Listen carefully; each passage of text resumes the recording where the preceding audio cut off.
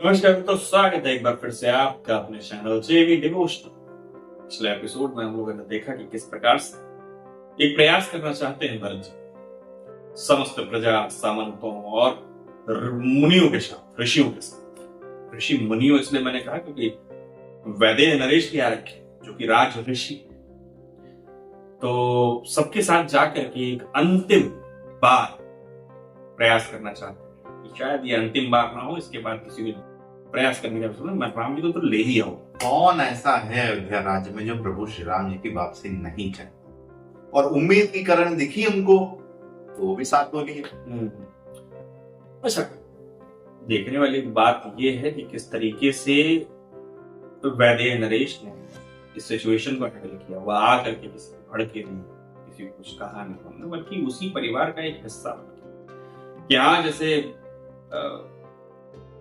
राजऋषि थे वैसे ही उन्होंने प्रतिक्रिया तो सहज रूप से, सरल रूप से कि हाँ जो होना था वो हुआ, अब चलो आगे। जिस प्रकार एक ज्ञानी व्यक्ति बात करता है आशावादी होने की, मतलब अब सिचुएशन को आगे देखा जाए, पीछे की बातें दोहराने से कोई अर्थ नहीं। आप खुद सोचिए कि परिवार के हिस्से कौन, उनकी स्वयं की जो पुत्रियां हैं वो उनसे नफरत कर रही हैं, लेकिन उनके पिता राजा जनक कितने संयम के साथ उनको आशा दे रहे हैं कि नहीं ठीक है, मैं जानता हूं ये है। चलिए के शुरू एपिसोड 127 पार्ट 2। यहाँ लौटा, मुझे विश्वास है कि राम अपनी इस माँ की बात अवश्य मानेगा। बड़ा उपकार किया आपने राष्ट्र जी, बहुत उपकार। अवश्य अवश्य।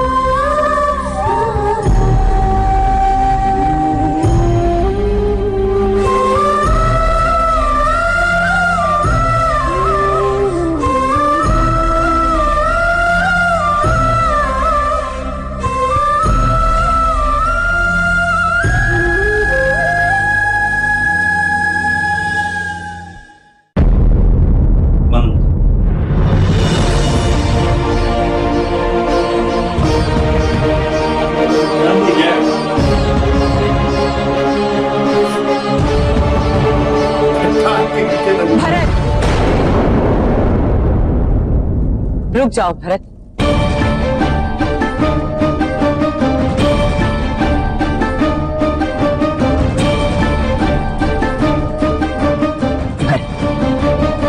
राम को वापस लाने का निर्णय लेकर तुमने मुझ पर बहुत बड़ा उपकार किया है पुत्र।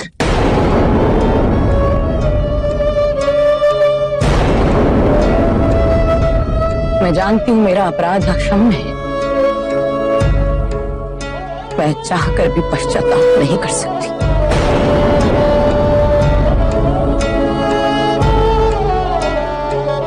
किंतु यदि तुम्हें लगता है कि मैंने जीवन में कभी कोई अच्छा कार्य किया है तो मुझ पर एक उपकार और कर दो मेरे पुत्र,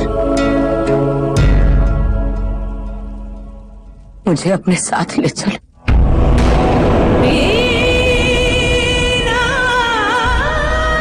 ताकि मैं स्वयं राम से, सीता से, लक्ष्मण से क्षमा मांग सकूं।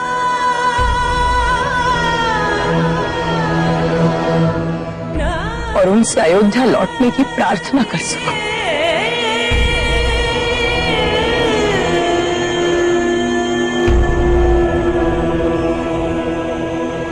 रुको भरत,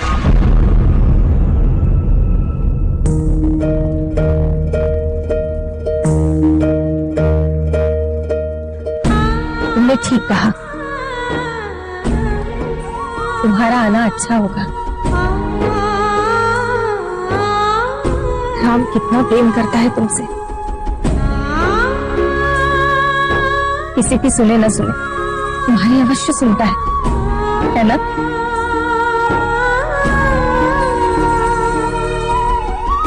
तुम ना उसे आज्ञा देना, तुम्हारी आज्ञा का पालन वो सदैव करता है।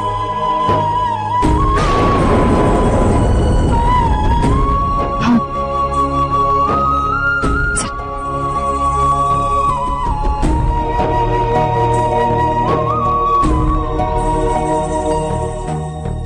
भरत,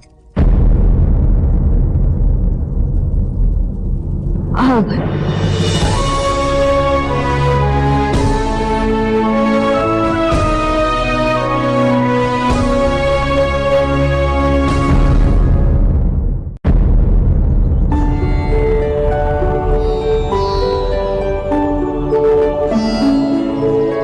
ये कचकन तो अत्यंत ही स्वादिष्ट है भाभी। स्वाद भोजन में नहीं, अपितु भोजन बनाने वाले के प्रेम में होता है।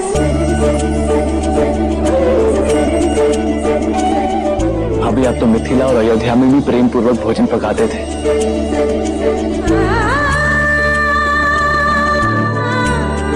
किंतु आज का भोजन अप्रतिम। जानते हो क्यों? क्योंकि भोजन पकाने में आज तुम्हारे भैया ने मेरी सहायता की। इनका प्रेम भी मिश्रित है इसलिए।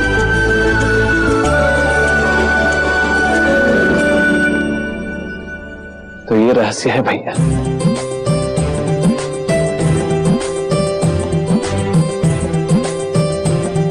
हे दशरथ नंदन, दशरथ नंदन, मैं देखता हूं।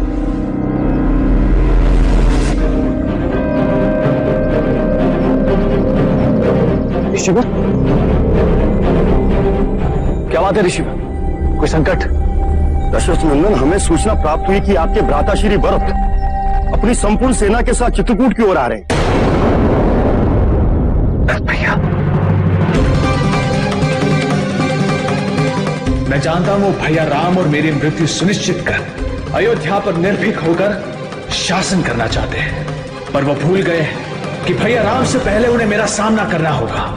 उन्हें और उनकी सेना को पराजित करने के लिए मैं अकेला ही पर्याप्त हूं।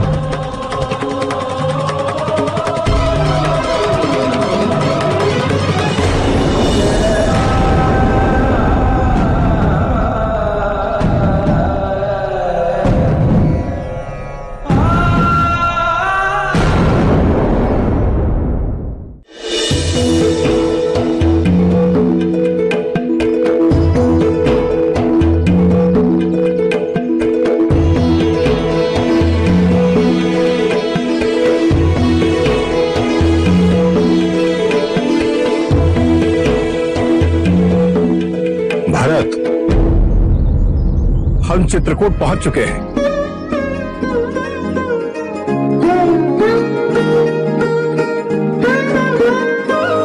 आप सब यही विश्राम करते हैं।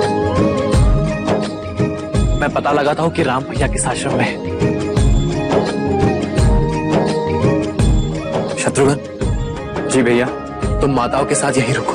राम जी भैया। दरस बस सब नर नारी, जनु करि करिनी चले तकी बारी।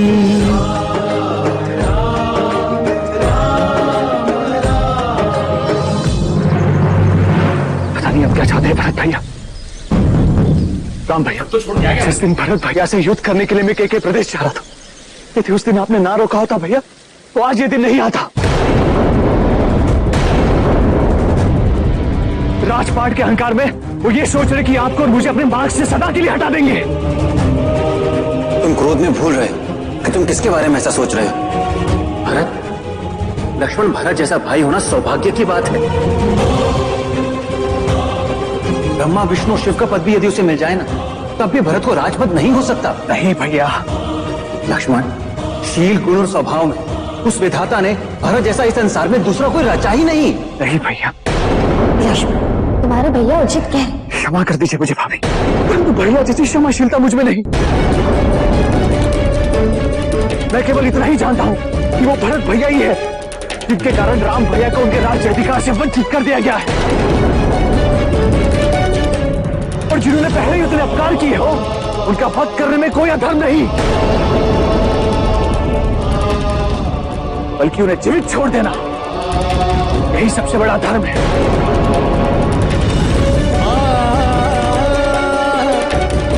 लक्ष्मण रुको।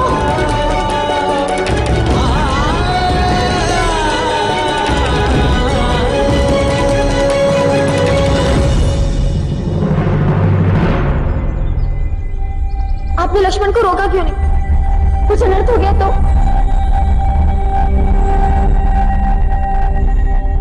वो कभी क्रोध में, और क्रोध केवल सत्य के साक्षात्कार से ही शांत होता है।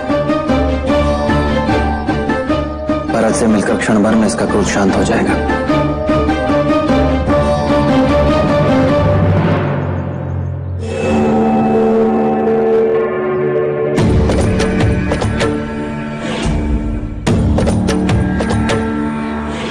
मेरा संदेश सर्वथा उचित था। आज जीवित नहीं छोड़ूंगा इन्हें।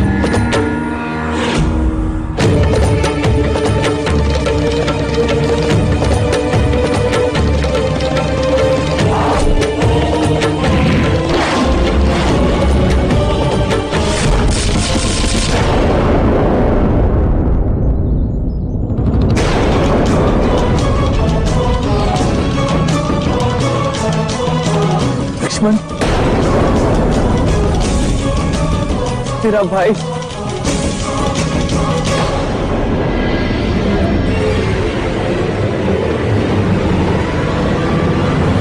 यदि एक भी पग आगे बढ़ाया तो मेरे बाण आपके प्राण ले लेंगे भरत भैया।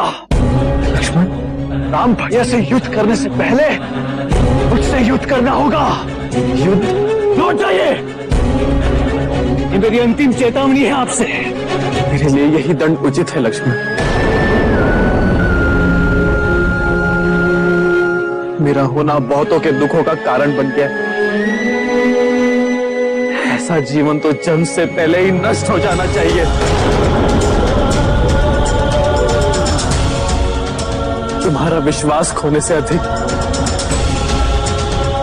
मुझे तुम्हारे हाथों मृत्यु स्वीकार है लक्ष्मण। आपके छलावे में अब नहीं आऊंगा मैं। लौट जाइए भरत भैया।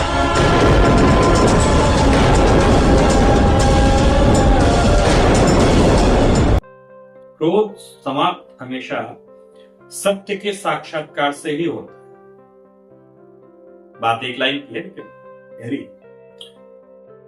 आपको किसी पे क्रोध जब आता है तो आप उसकी परिस्थिति नहीं समझ सकते, उसकी मनोदशा नहीं समझ सकते।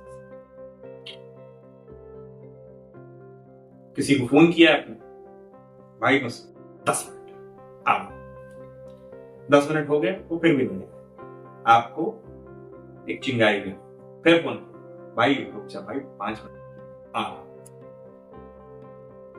फिर 5-10 मिनट बाद आप, फिर उसने कहा कि भैया थोड़ा समय लग रहा है।